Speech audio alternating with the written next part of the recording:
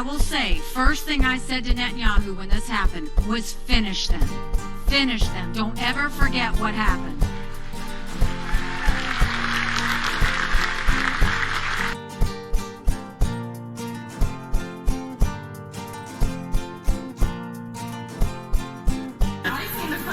You've seen footage of children's bodies, and that's my taxpayer dollars.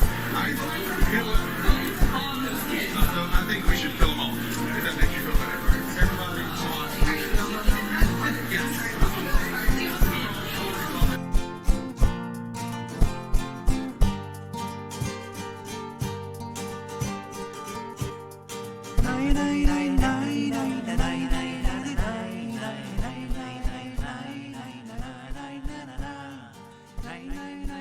Thank you very much. My name is Joseph Howley, Joseph Howley.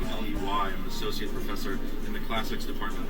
I'm here today as a representative of several faculty groups, of Faculty and Staff for Justice in Palestine, of the AAUP, and of a group of more than 20 Jewish faculty members who 2 weeks ago sent a letter to Minu Shafik ahead of the hearings expressing our grave concerns. I'm here today to stand with our students.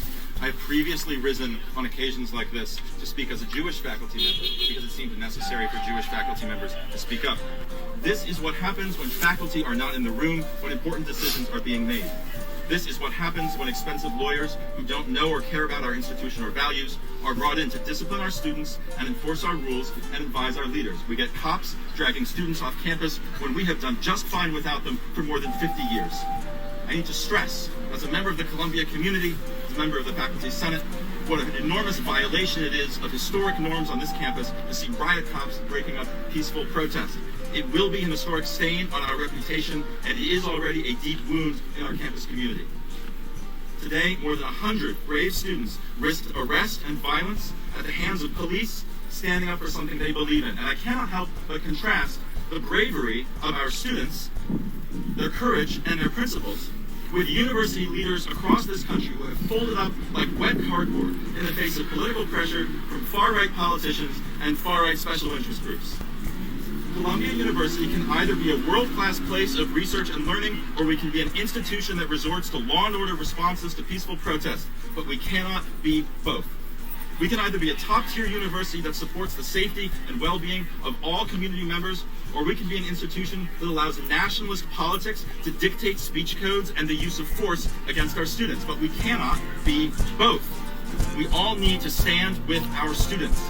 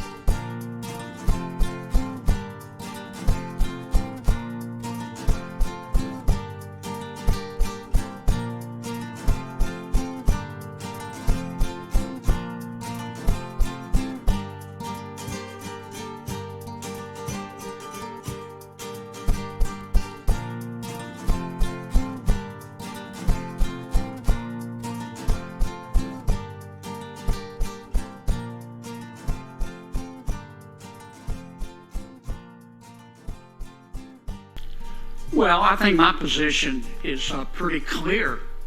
I love Israel. I despise Putin. I despise the Communist Party of China. And I despise the Ayatollah in Iran. I don't want America to be the world's policeman, but I don't want those guys to be the world's policeman either. And with those guys, if you turn the other cheek, you just get it in the neck. More sheep is not going to solve the wolf problem.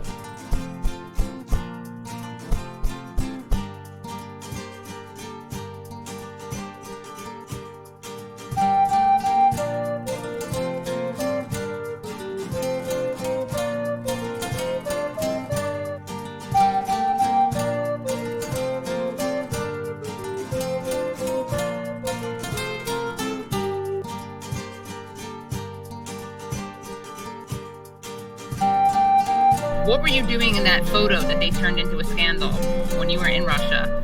I was on a tour of a couple of European capitals to talk to world leaders and grassroots groups about our agenda to basically create a global Green New Deal.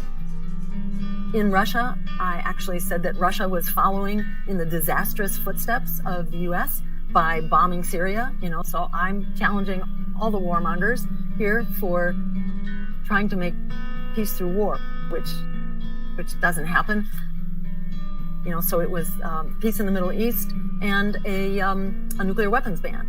Now, if only our leaders would follow my good example and do the same thing, that is what we need to do. That's what John Kennedy did with Khrushchev back in the 1960s and averted a World War III that could have broken out way back then.